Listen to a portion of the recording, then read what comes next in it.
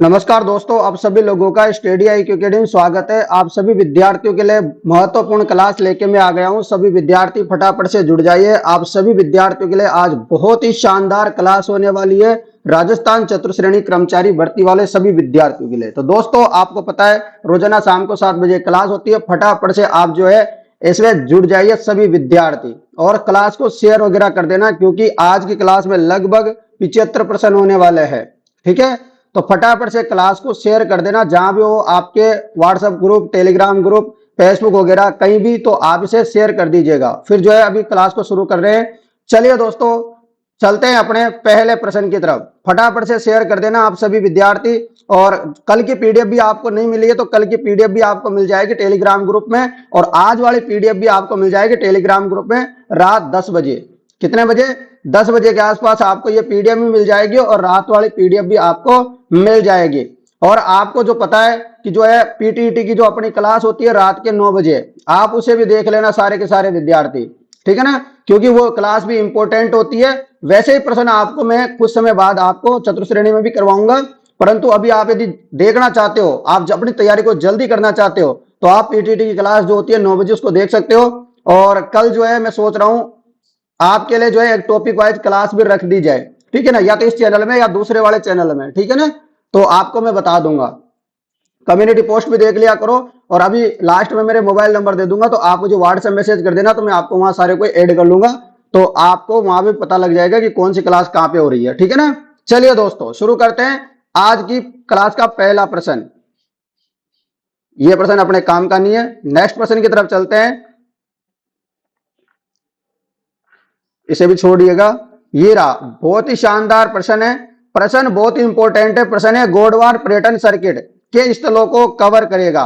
यानी कि जो गोडवाड़ पर्यटन सर्किट है ना, उसके अंतर्गत कौन कौन से जिले आते हैं, ये आपको बताना है। आपको पता है अभी बीएसटीसी का जो एग्जाम हुआ है उसी में भी कुछ इसी प्रकार का प्रश्न पूछा गया। सेम तो नहीं था, परंतु कुछ इसी प्रकार का प्रश्न था। ये आप लोगों ने देखा होगा, नहीं देखा हो तो मैंने जो आंसर की डाली है बीएसटीसी वाले, आप उसे जाके एक बार देख लेना। गोडवाड़ पर्यटन सर्किट के स्थलों को कवर करेगा। तो गोडवाड़ पर्यटन जो सर्किट है उसमें कौन कौन से जिले आते हैं, आप लोग को तो ये बात बतानी है। चलो बताओ फटाफट। तो आपको पता होगा, देखो दोस्तों, इसमें जालोर भी आता है, पाली भी आता है, सिरोही भी आता है, बाड़मेर भी आता है। यानी कि 1 2 3, यानी कि उपयुक्त सभी जो है अपना सही जवाब होगा ऑप्शन नंबर डी। ठीक है, अगले प्रश्न की तरफ चलते हैं। ये रहा नेक्स्ट क्वेश्चन। नेक्स्ट क्वेश्चन है आपके लिए यहां पर,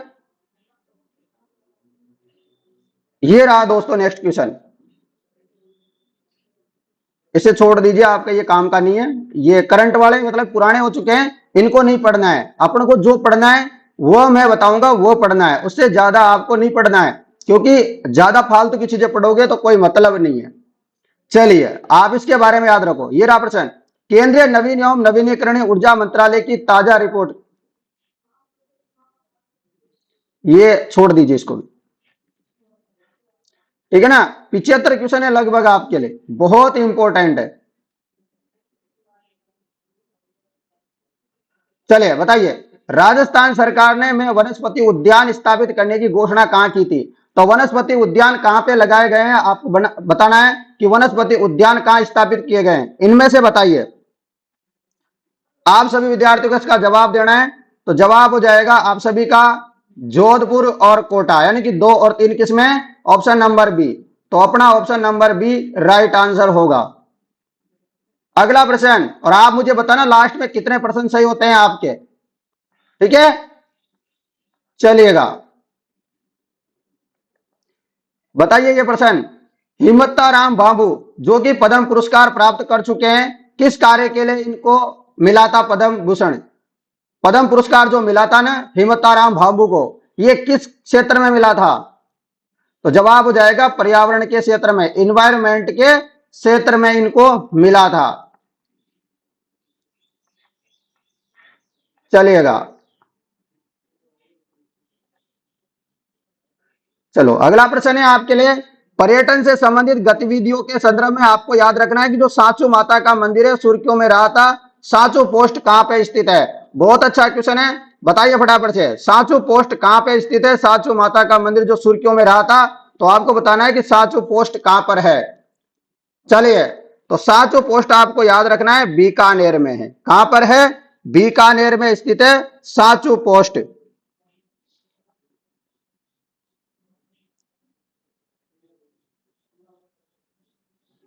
रख लोगे? चलिएगा, नेक्स्ट प्रश्न की तरफ चलते हैं। अपने लिए जो इंपॉर्टेंट क्वेश्चन है वही करने वाले हैं। और अभी जो है, अभी राजस्थान जीके के भी आ जाएंगे क्वेश्चन, जो यहाँ पर कुछ चल रहे हैं उनको करवा दूं, उसके बाद जो है राजस्थान जीके के जो इंपॉर्टेंट क्वेश्चन है ना, वो अभी आ जाएंगे आपके लिए। बताइए, ये रहा प्रश्न, राजस्थान के किस जिले में एमएसएमई तकनीकी पार्क स्थापित किया गया? तो राजस्थान के कौन से जिले में एमएसएमई पार्क स्थापित किया गया था? तो आपको याद रखना है दौसा में। कहां पे? दौसा में। अगला बहुत ही शानदार प्रश्न लीजिए, उत्तर तलाई सिविल एयरपोर्ट कहां स्थित है? उत्तर तलाई सिविल एयरपोर्ट, उत्तर तलाई सिविल एयरपोर्ट कहां पे स्थित है? तो आपको याद रखना है बाड़मेर में स्थित है उत्तर तलाई एयरपोर्ट। कहां पर है? बाड़मेर में स्थित है, आपको याद रखना है। रख लोगे याद? कहां पर है? बाड़मेर में। नेक्स्ट प्रश्न, constitution club of Rajasthan project का शिलान्यास राजस्थान के मुख्यमंत्री द्वारा कहां किया गया था? तो आपको बताना है कि जो कॉन्स्टिट्यूशन क्लब ऑफ राजस्थान है, इसकी स्थापना कहां की गई है? तो इसकी स्थापना की गई है जयपुर में। कहां पर? जयपुर में इसकी स्थापना की गई है मित्रों। चलिएगा, अगला प्रश्न आप लोगों के लिए, ये रहा अगला प्रश्न। प्रश्न है कि सोने के भंडारों की संभावना के लिए देवतलाई गांव खबरों में था। ये देवतलाई गांव कौन से जिले में पड़ता है? तो देवतलाई गांव जो है ये पड़ता है दोस्तों आपके भीलवाड़ा में। कहां पर पड़ता है? भीलवाड़ा जिले में पड़ता है देवतलाई गांव। कहां पे पड़ता है? याद रखना, भीलवाड़ा में। चलिएगा, अगला प्रश्न आप लोगों के लिए ये रहा, राजस्थान के किस जिले में विश्व का तीसरा सबसे बड़ा स्टेडियम बन रहा है? चौप स्टेडियम है, जयपुर में एक जगह पड़ती है चौप। तो चौप में दोस्तों विश्व का तीसरा सबसे बड़ा स्टेडियम बनाया जा रहा है चौप जयपुर में। कहां पर? चौप जयपुर में। अगला प्रश्न, निम्नलिखित में से कौन सा एक उत्पाद नहीं है? आपको बताना है कि इनमें से एक जो है उत्पाद नहीं है। तो उत्पाद नहीं, देखो ब्रोकली भी जो है उत्पाद होता है, कपूर भी उत्पाद है, चिकोरी भी उत्पाद है, परंतु आईजी ग्लांस ये जो है कोई उत्पाद नहीं है, ये कोई प्रोडक्ट नहीं है, आपको याद रखना है। चलिएगा, अगला प्रश्न आपके लिए, प्रश्न बहुत इंपॉर्टेंट है कि मोबाइल फोन की बैटरी में निम्नलिखित में से कौन सी धातु का प्रयोग प्रमुखता से किया जाता है? यानी कि आपके जो मोबाइल फोन है इसकी जो बैटरी होती है इसमें किसका प्रयोग लेते हैं? आपको कौन सी धातु का प्रयोग लेते हैं वो बताना है आपको, कि जो अपने मोबाइल फोन में जो है लिथियम की बैटरी होती है अधिकतर फोनों में, तो ये आपको याद रखना है। अगला प्रश्न है आपके लिए, इसको छोड़ो, इंडिया जीके आपका आएगा ही नहीं, अपने को तो राजस्थान जीके में ध्यान देना है, ठीक है।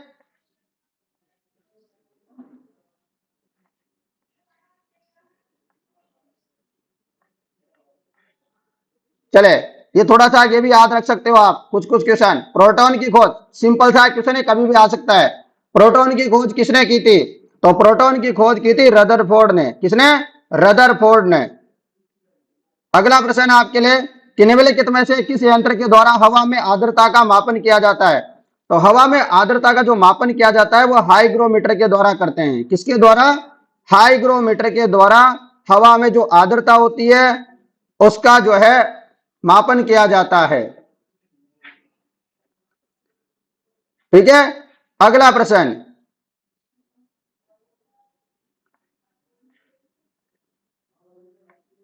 बताइए, प्रश्न है आपके लिए कि निम्नलिखित में से कौन सा संवैधानिक संशोधन अधिनियम माल एवं सेवा कर से संबंधित है? आपको पता है, आपको जो है भारत का संविधान है उससे संबंधित भी आपसे प्रश्न पूछे जाएंगे, 5 प्रश्न, तो आप उनको भी अच्छे से याद कर लो। बताओ फटाफट से मुझे, सभी विद्यार्थी बताओ कि जो है निम्नलिखित में से कौन सा संवैधानिक संशोधन अधिनियम है जो माल एवं सेवा कर से संबंधित है? माल एवं सेवा कर से संबंधित है 101वां संशोधन अधिनियम 2016। ये माल एवं किससे संबंधित है? गुड्स एंड सर्विस टैक्स से संबंधित है। कौन सा अमेंडमेंट? 101वां 2016 में हुआ था जो कि। अगला प्रश्न आपके लिए, एवेरी वोट काउंट्स किताब के द्वारा लिखी गई थी। एवेरी वोट काउंट्स जो किताब लिखी गई थी ये किसके द्वारा लिखी गई थी आपको बताना है। चलिएगा, जवाब हो जाएगा नवीन चावला के द्वारा। किसके द्वारा? नवीन चावला के द्वारा।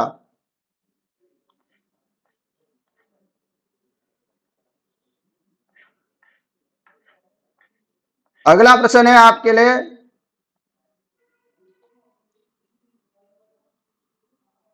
चलिए ये रहा अच्छा सा क्वेश्चन। लोकसभा में जो अनुसूचित जाति और अनुसूचित जनजाति के लिए कितनी सीटें आरक्षित थी? 2026 में भी यही थी और अभी भी यही है। 2019 में भी यही थी और अभी भी यही है। बताओ, आपको बताना है पहले एससी के लिए फिर एसटी के लिए। यानी कि आपको बताया लोकसभा में जो अनुसूचित जाति और जो जनजाति है उनकी सीटें कितनी आरक्षित है लोकसभा में, बताइए। तो कितनी आरक्षित है? तो जवाब हो जाएगा आपका 84 एससी की है, 47 एसटी की सीटें है।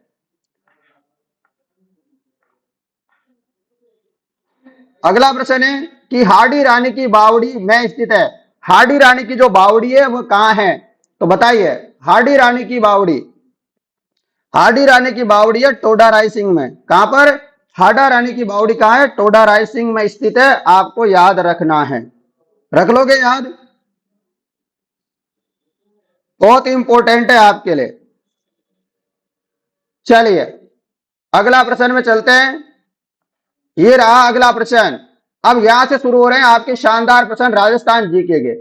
केंद्रीय शुष्क बागवानी संस्थान कहां स्थित है? तो जो केंद्रीय शुष्क बागवानी संस्थान है ये कहां पर है आपको बताना है।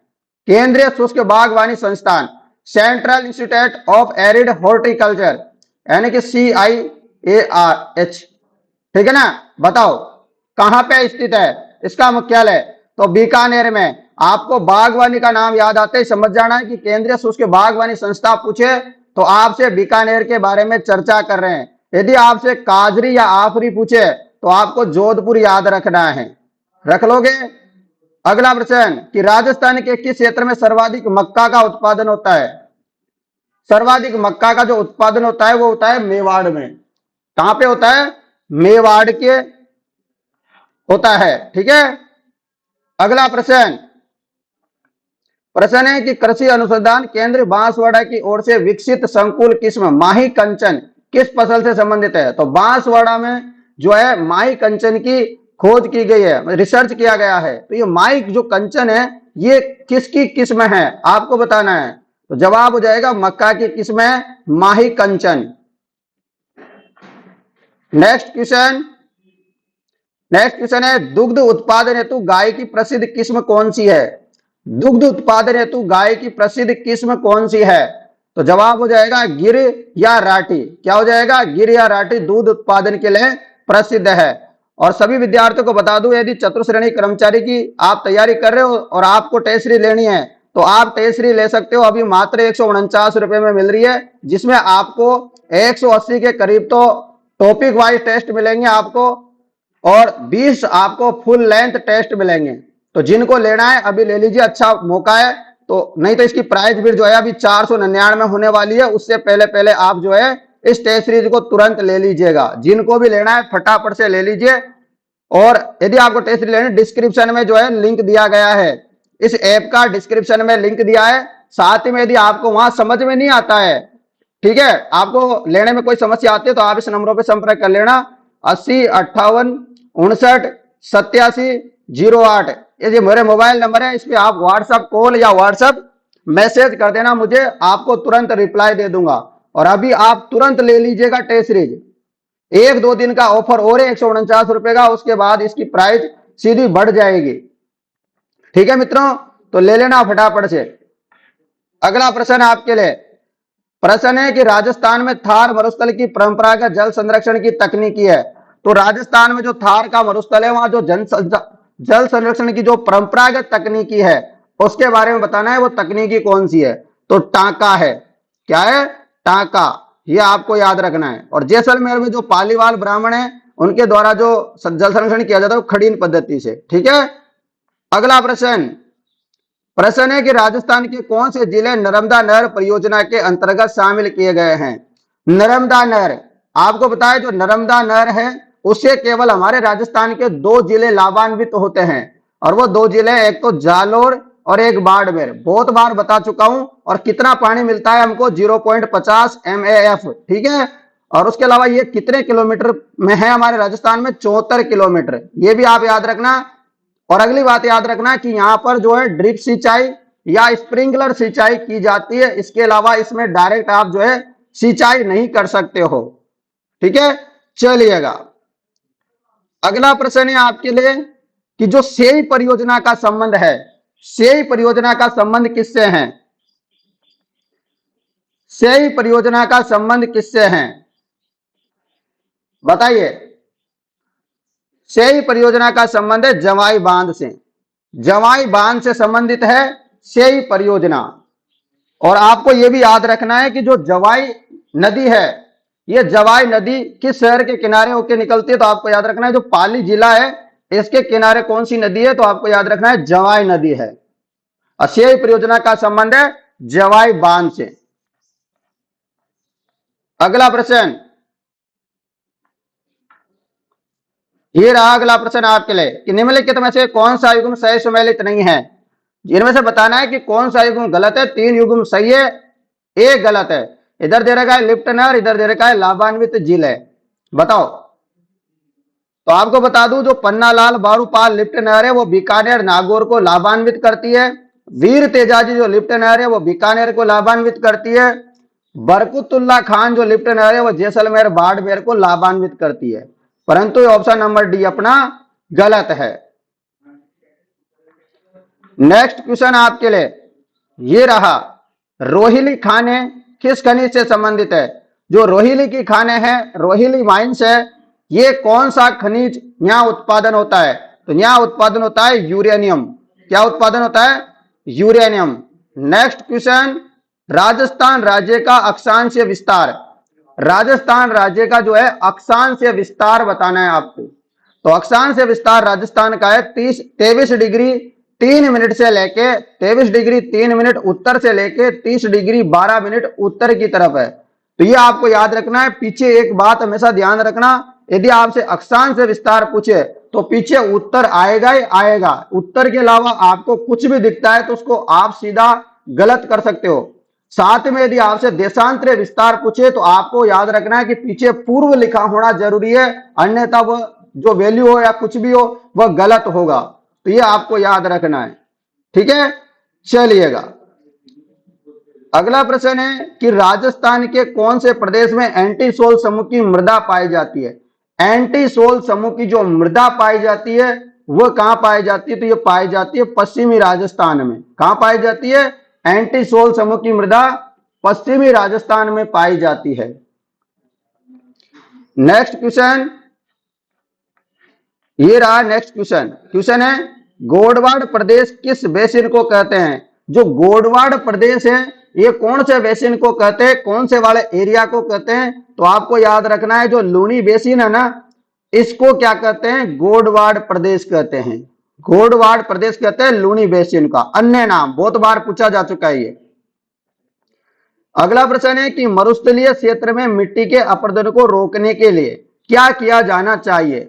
मरुस्थलीय क्षेत्र में मिट्टी का अपरदन उसको रोकने के लिए क्या करना चाहिए, बताइए क्या करना चाहिए।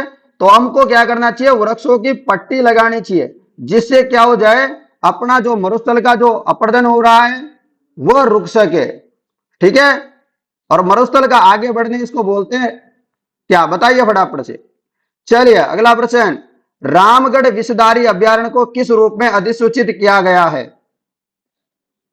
रामगढ़ विषधारी अभ्यारण्य को किस रूप में अधिसूचित किया गया है, तो जवाब हो जाएगा बाघ संरक्षित।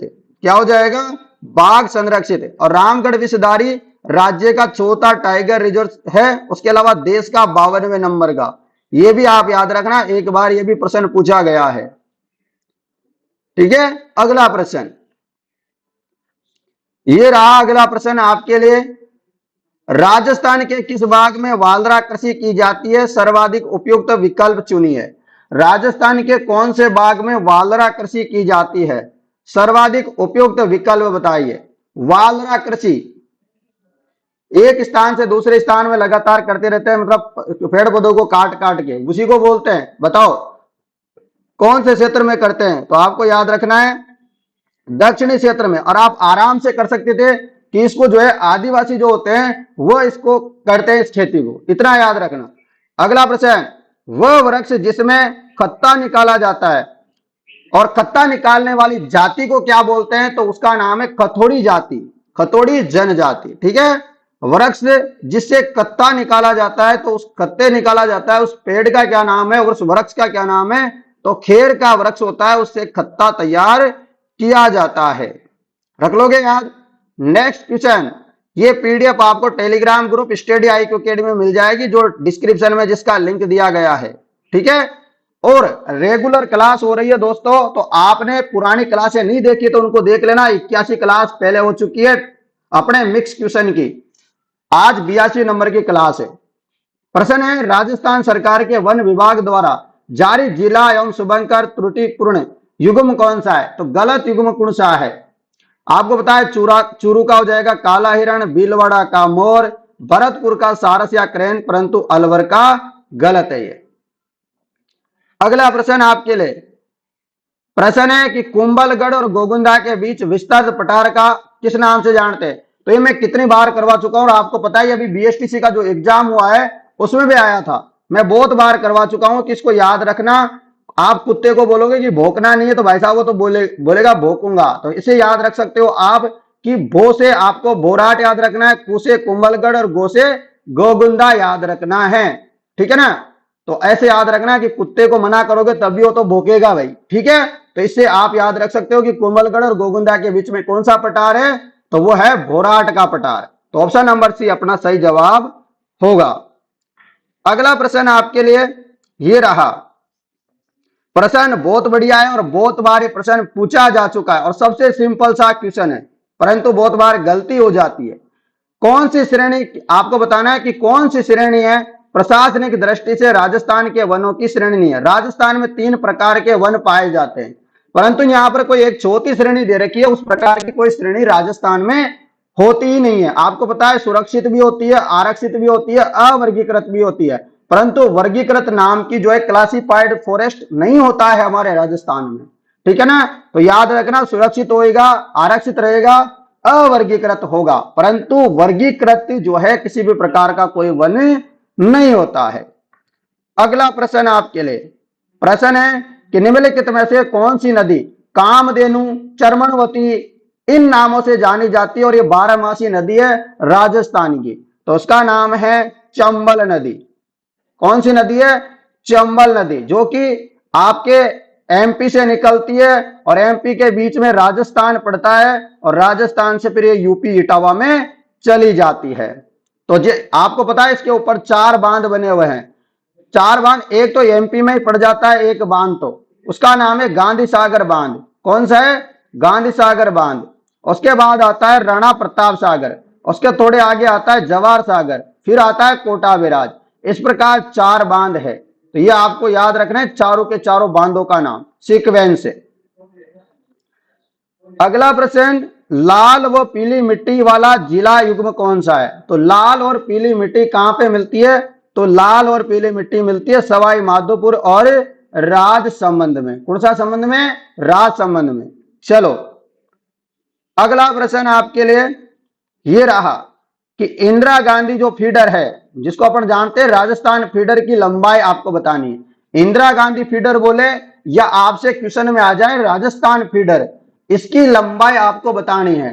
तो इसकी लंबाई 204 किलोमीटर है। आप और कुछ मत लगा देना, ठीक है, थोड़ा ध्यान से याद कर लेना क्योंकि यहां गलती हो जाती है। 204 किलोमीटर याद रखना है। इंदिरा गांधी फीडर, पीछे फीडर लिखा हो, ध्यान से देखना, इंदिरा गांधी फीडर या राजस्थान फीडर लिखा हो तो 204 किलोमीटर इसकी लंबाई होगी। अगला प्रश्न आपके लिए प्रश्न है कि शरणवाही नगर किस नगर का ऐतिहासिक नाम है? अच्छा क्वेश्चन है, ठीक है, बताओ शरणवाही नगर किस नगर का ऐतिहासिक नाम है? तो जवाब होगा आपका सिरोही का जो है ऐतिहासिक नाम क्या है, शरणवाही। आप स से शरणवाही, स से सिरोही, ठीक है, शरणवाही आपको याद रखना है। देखो आगे भी इसमें स आ रहा है, इधर भी स आ रहा है, पीछे ही आ रहा है तो इधर भी। थोड़ा सा कैसे दिमाग लगा लो, थोड़ा सा दिमाग में बैठ जाए, जब क्वेश्चन एग्जाम में आए तो अपन को थोड़ा थोड़ा ऐसा लगे कि आ रहा है तो कहीं ना कहीं पढ़ा है, मान लो याद नहीं आ रहा है, और ऐसे ऐसे सर ने बताया था, ऐसे मात्रा थी और ऐसे पीछे ही लिखा हुआ था, तो ऐसे भी थोड़ा सा आपको याद रह जाता है। जरूरी नहीं है कि हर चीज याद हो जाए, थोड़ा बहुत अपन को दिमाग से भी कर लेना है। अगला प्रश्न कि राजस्थान के निम्नलिखित जिलों को पूर्व से पश्चिम की ओर, यानी कि आपको बताना है कि पूर्व से पश्चिम की ओर राजस्थान के जिलों का आपको क्रम बताना है सही, पूर्व से पश्चिम की तरफ जाना है। तो आपको पता है बाड़मेर तो कहीं होगा ही नहीं पूर्व में, तो ऐसे समझ लो बाड़मेर को तो सबसे पीछे पटक दो भाई, कटा पटक दो, फिर सबसे लास्ट में पटक दो। तो लास्ट में नहीं दिखे तो उसको हटा देना, देखो यहाँ लास्ट में नहीं है, यहाँ भी नहीं है, इन दोनों को तो हटा दो, इनसे कोई लेना देना ही नहीं अपन को, इनसे कोई रिश्ता ही नहीं है ना। अब आपको बताना है, अब मिलान शुरू करो। तो सबसे पहले आपको याद रखना है, वैसे पूर्व पूर्व में धौलपुर आता है, धौलपुर ऑप्शन में है नहीं, तो फिर क्या हो सकता है, बिल्कुल फिर बूंदी होगा। तो जिनमें ए दिख रहा है सब में आगे उसको रख लो, केवल इसी में ए दिख रहा है और में है ही नहीं, तो अपना ऑप्शन नंबर ए हो जाएगा, एक से ही पता लग जाएगा। तो आपको याद रखना है कि सबसे पहले बूंदी आएगा पूर्व में, फिर अपने अजमेर होगा, फिर अपने पाली होगा, बाड़मेर। तो सीक्वेंस में जमा रखा है, वैसे पहले से एग्जामिनर ने ऐसे समझ लो, ठीक है। तो अपना जवाब होगा बूंदी, अजमेर, पाली, बाड़मेर, ये पूर्व से पश्चिम की तरफ बढ़ता हुआ जिला होगा। अगला प्रश्न आपके लिए ये रहा, किस मंदिर को खंभों का अजायबघर भी कहा जाता है। तो आपको बताना है कि किस मंदिर को खंभों का अजायबघर भी कहते हैं, म्यूजियम ऑफ पिलर्स, बताइए किसको कहते हैं। तो सभी का जवाब हो जाएगा जैन मंदिर रणकपुर। तो रणकपुर का जो जैन मंदिर है इसको खंभों का अजायब घर कहते हैं। और दूसरी बात याद रखना, क्वेश्चन आता है कि रणकपुर के जैन मंदिर का शिल्पी कौन था, तो नाम याद रखना दीपा, या एक और नाम आता है देपाक। ये एक ही नाम है, परंतु एग्जामिनर अलग अलग बार अलग अलग नाम से पूछ लेता है, या तो दीपा दे देगा या देपाक दे देगा, ठीक है। चलो अगला प्रश्न, प्रश्न है जैसलमेर का किला किस नाम से जाना जाता है। तो जैसलमेर का किला किस नाम से जानते हैं, तो जैसलमेर के किले को सोनारगढ़ के नाम से भी जानते हैं। किस नाम से, सोनारगढ़ के किले के नाम से जानते हैं जैसलमेर के किले को। अगला प्रश्न, प्रश्न है कि पारंपरिक कलाकार मांगीलाल मिस्त्री किस क्षेत्र से संबंधित है। तो मांगीलाल मिस्त्री का संबंध किससे है, मांगीलाल मिस्त्री का संबंध है भाई कावड़ से। किससे संबंधित है, मांगीलाल मिस्त्री जी कावड़ बनाते हैं। क्या बनाते हैं, कावड़ बनाते हैं। अगला प्रश्न, प्रश्न है आपके लिए यहां पर कि राजस्थान के लोकप्रिय पर्यटन स्थल सहेलियों की बावड़ी कहां है। और आपको सहेलियों का बाजार भी बताना है, और सहेलियों की बाड़ी आपने बता दी, सहेलियों का बाजार बता दो और सहेलियों का मंदिर बता दो, हो सके तो आपसे जल्दी से एक बता दो। तो आपको बताना है कि राजस्थान के लोकप्रिय पर्यटन स्थल में से एक स्थल है सहेलियों की बाड़ी।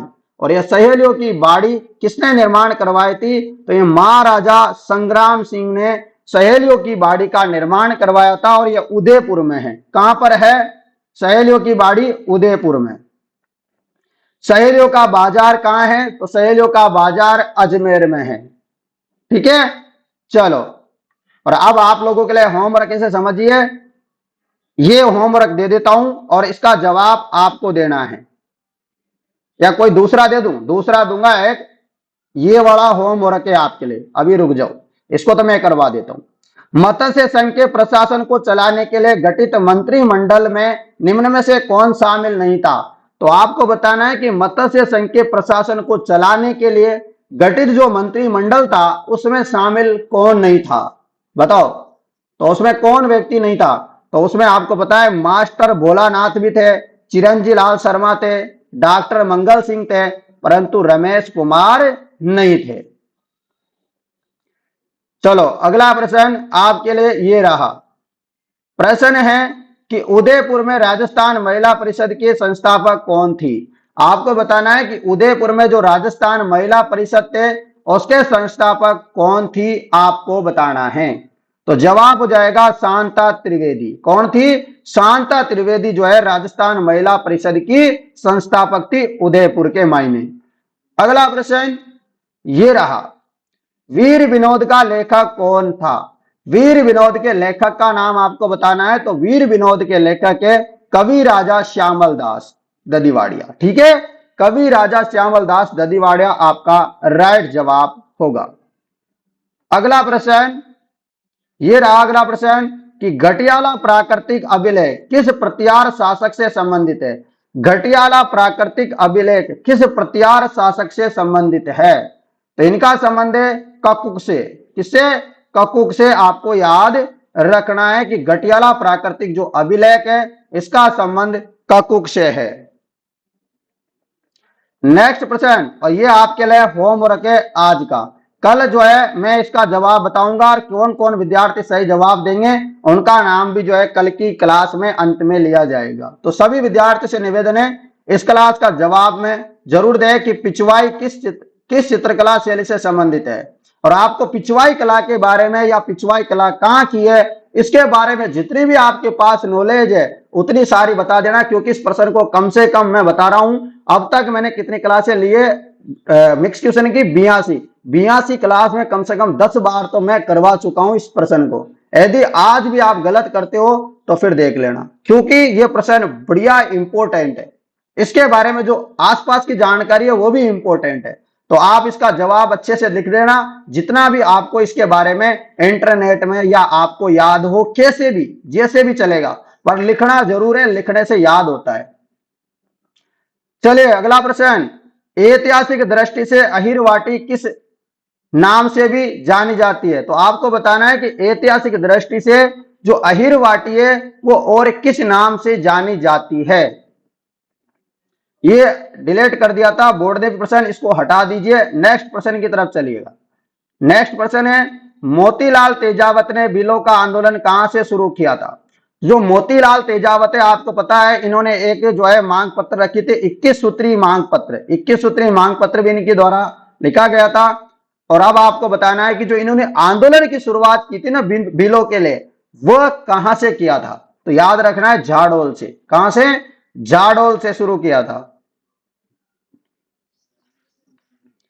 अगला प्रश्न ये रहा, पथिक ने किस समाचार पत्र के माध्यम से बिजोलिया कृषक आंदोलन का विख्यात कर दिया था। आपको बताना है कि जो बिजोलिया कृषक आंदोलन है इसको विख्यात कर दिया था। विख्यात का मतलब प्रसिद्ध कर दिया था, ठीक है ना, पूरे भारत में फैलाने का काम किया था। तो कौन सा समाचार पत्र के माध्यम से? बढ़िया सा क्वेश्चन है। तो प्रताप समाचार पत्र के माध्यम से इन्होंने पूरे भारत में बिजोलिया किसान आंदोलन को विख्यात कर दिया था, यानी कि प्रसिद्ध कर दिया था। अगला प्रश्न, राव गंगा की मृत्यु के उपरांत, राव गंगा की मृत्यु हो गई, उसके बाद 5 जून 1531 ईस्वी में मारवाड़ का शासक कौन बना। मारवाड़ का राजा कौन बना था राव गंगा की मृत्यु के बाद?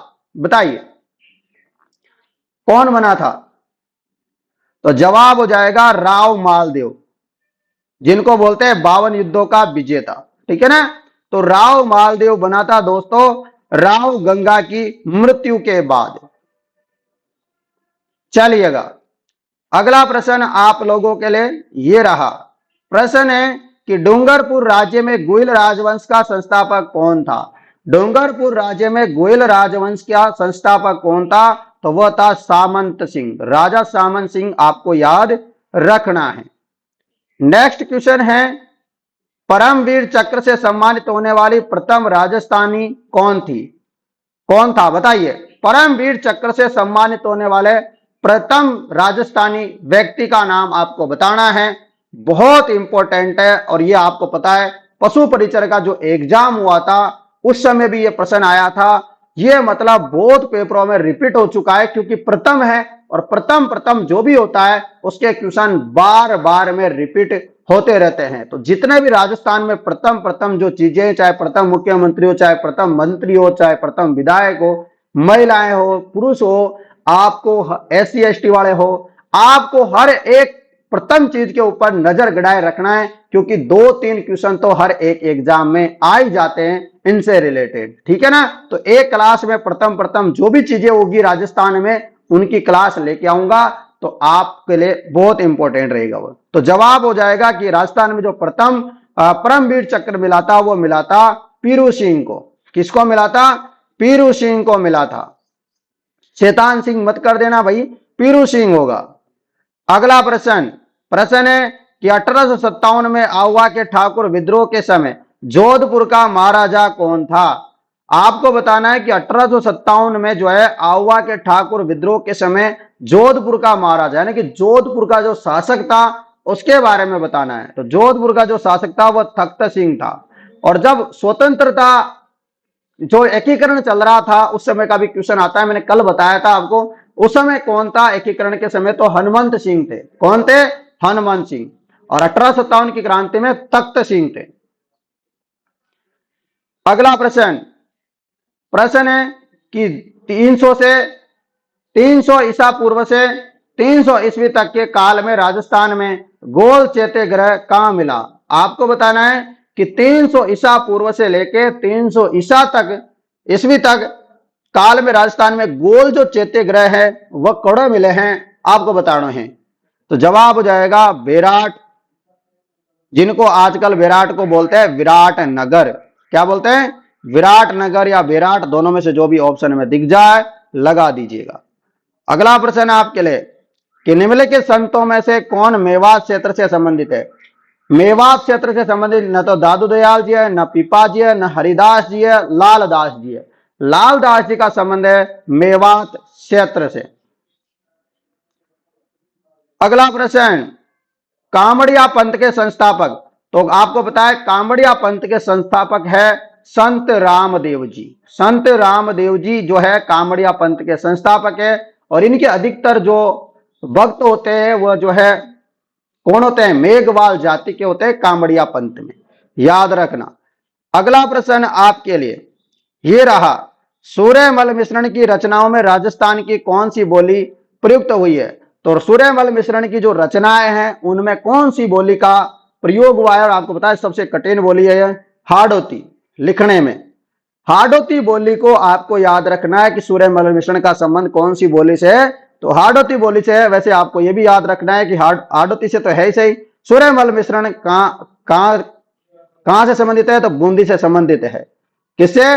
बूंदी से संबंधित। और इनको राजस्थान का राज्य कवि का दर्जा भी दिया गया है। अगला प्रश्न कि राजस्थान का कौन सा मेला आदिवासियों का कुंभ कहलाता है? आदिवासियों का कुंभ कौन से मेले को बोलते हैं? तो आदिवासियों का कुंभ बोलते हैं बेणेश्वर मेला। आपको याद रखना है कौन से मेले को बोलते हैं आदिवासियों का कुंभ? बेणेश्वर मेले को। और यहां भगवान शिव की खंडित मूर्ति है, आपको याद रखना है, खंडित शिवलिंग है। अगला प्रश्न, शेरशाह सूरी के आक्रमण के समय मारवाड़ का शासक। अभी थोड़ी देर पहले भी अपन ने प्रश्न किया था कि राव गांगा के बाद कौन शासक बना था? तो मालदेव बना था। तो शेरशाह सूरी के समय कौन था मारवाड़ का शासक? समझ गए होंगे आप लोग, आपको ये बात अच्छे से समझ में आ गई होगी। मैंने हिंट दी है, आपके बात आ गई होगी समझ में। राव मालदेव, आपको पता है राव मालदेव के जो सेना नायक थे वो उनके बीच में और शेरशाह सूरी के मध्य जबरदस्त युद्ध हुआ था। और शेरशाह सूरी ने कहा था कि मैं मुट्ठी भर बाजरे के चक्कर में आज जो है दिल्ली की बादशाह खो देता। पता है आपको? तो बिल्कुल ऐसे आप लोगों को थोड़ी थोड़ी बातें जो है रिलेटेड कर करके याद रखनी है कि जब राव गांगा मर गया तो उसके बाद राव मालदेव आया। तो राव मालदेव जो है शेरशाह सूरी के समय राजा था, ठीक है, मारवाड़ का। तो ऐसे याद रखोगे या ऐसे याद रख सकते हो कि शेरशाह सूरी ने जो लड़ाई करी थी वह राव मालदेव से करी थी। तो आप ऐसे कुछ ना कुछ किसी प्रकार से आप याद रखने की कोशिश करो जिससे अपन को ज्यादा मेहनत ना करनी पड़े और कम मेहनत में भी ज्यादा काम हो जाए। मैंने आप लोगों को एक ही बात सिखाई है कि मैं गारंटी के साथ आपसे कह सकता हूं कि 90% जो क्वेश्चन मिलेंगे वह इन्हीं क्लासों से मिलेंगे। आपको इसलिए बता रहा हूं, कोई और ना तो पुस्तक पढ़ने की जरूरत है ना कुछ पढ़ने की जरूरत है। जो मैं बता रहा हूं इतना पढ़ के चले जाना, 1% भी बाहर नहीं जाएगा 10% प्रश्नों की छोड़ के, ठीक है ना। आपको मैंने बस दावा कर दिया, समझ लीजिए। आपने देखा होगा कि जो है बीएसटीसी में सारे के सारे प्रश्न अपने यहां से आए थे। तो आप लोगों के लिए क्लास बहुत महत्वपूर्ण है। चलिएगा चलते हैं अगले प्रश्न में। ये रहा अगला प्रश्न। प्रश्न है, बीकानेर के अनूप सिंह को औरंगजेब ने कौन सी उपाधि से सम्मानित किया था? तो बीकानेर के शासक थे अनूप सिंह। अनूप सिंह को औरंगजेब ने कौन सी उपाधि दी थी? तो उपाधि दी थी माही मरातिब की। किसकी? माही मरातव की उपाधि दी थी बीकानेर के शासक अनूप सिंह को। अगला प्रश्न, किस नदी के तट पर गिलुंड सभ्यता है? तो गिलुंड सभ्यता कौन सी नदी के किनारे? तो ये बनास नदी के किनारे है, आपको याद रखना है। कौन सी सभ्यता? गिलुंड सभ्यता। तो गिलुंड सभ्यता किस नदी के किनारे? बनास नदी के किनारे। अगला प्रश्न, और आहड़ सभ्यता भी बनास या बेडच जो नदी अपनी उसी के किनारे है, आहड़ सभ्यता भी। अगला प्रश्न, गणेश्वर सभ्यता का उत्खनन किसके निर्देशन में हुआ? गणेश्वर सभ्यता आपको पता है कहां है? नीम का थाना सीकर में स्थित है, कांतली नदी के किनारे गणेश्वर सभ्यता। और गणेश्वर सभ्यता का जो उत्खनन किया है वह किसने किया है? तो आपको याद रखना है आरसी अग्रवाल ने। किसने? आरसी अग्रवाल ने जो है इसका उत्खनन किया है। तो दोस्तों मैंने लगभग आपको 75 से भी ज्यादा प्रश्न करवा दिए हैं। अब आप मुझे कमेंट करके बताओ कि आप लोगों को ये आज की क्लास कैसी लगी। क्या क्लास में कोई कमी थी या क्लास जबरदस्त थी? तो कमेंट करके मुझे जरूर बताना। दोस्तों जिस प्रकार से कल आपने क्लास को शेयर किया था जबरदस्त तरीके से, आज भी आप लोगों से उम्मीद करूंगा कि आप इस क्लास को जबरदस्त तरीके से शेयर करें, ताकि रोजाना आपको इसी प्रकार की शानदार क्लास मिले। और अभी मैं तो आपके लिए और भी बहुत कुछ करने की सोच रहा हूं, टॉपिक वाइज क्लास लेके आ जाऊं आप लोगों के लिए। मेरा थोड़ा और भी प्लानिंग चल रही है, साथ में एक बुक टाइपिंग करने की मामला चल रहा है। अभी मैंने 2-4 पेपर तो टाइप कर दिए। मैं आपके लिए बहुत शानदार बुक लेके आऊंगा जिसको पढ़ के आप जो है आराम से कोई सा भी पेपर क्लियर कर सकते हो। ठीक है, तो आप इस क्लास वगैरह को ज्यादा से ज्यादा शेयर करो, ताकि सभी विद्यार्थियों तक हमारी ये जो फ्री क्लासें चल रही है ये पहुंच सके। और इसकी पीडीएफ चिंता मत करो, आज रात में 10 बजे आज वाली क्लास की भी और कल की जो क्लास थी उसकी पीडीएफ भी आपको मिल जाएगी। ठीक है मित्रों, और आपके लिए 1-2 दिन बाद जो है या फिर 10-5 दिन बाद में सोच रहा हूं कि जो है लाइव क्लासें भी शुरू कर दी जाए। ठीक है ना, तो अभी तो अपने जो है रिकॉर्डेड क्लासें वगैरह चलती है, तो अभी थोड़े दिनों बाद जो है मैं लाइव क्लासों का भी थोड़ा सा देख रहा हूं। ठीक है ना, तो आप लोगों को जिससे सपोर्ट मिलेगा उसी प्रकार से मैं काम करूंगा। अब आप लोग ही मेरा साथ नहीं दोगे तो फिर लाइव क्लासें ये क्लासें उसका करने का कोई फायदा नहीं। ठीक है, और जिनको टेस्ट सीरीज लेनी है वो टेस्ट सीरीज ले लेना। 149 रुपए में टेस्ट सीरीज है। फिर से मेरे मोबाइल नंबर बता देता हूं, लिख लो 80 58 59 87 08। इस नंबरों पे व्हाट्सएप मैसेज कर लेना भाई। ठीक है ना, ये सभी के लिए इंपॉर्टेंट है। चलिए दोस्तों मिलते हैं आपसे नेक्स्ट क्लास में, तब तक जय हिंद दोस्तों, जय भारत, जय जवान, जय किसान, राधे राधे।